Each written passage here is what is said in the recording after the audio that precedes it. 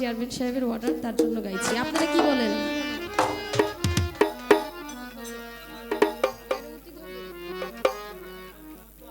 আচ্ছা ঠিক আছে, গাইছি।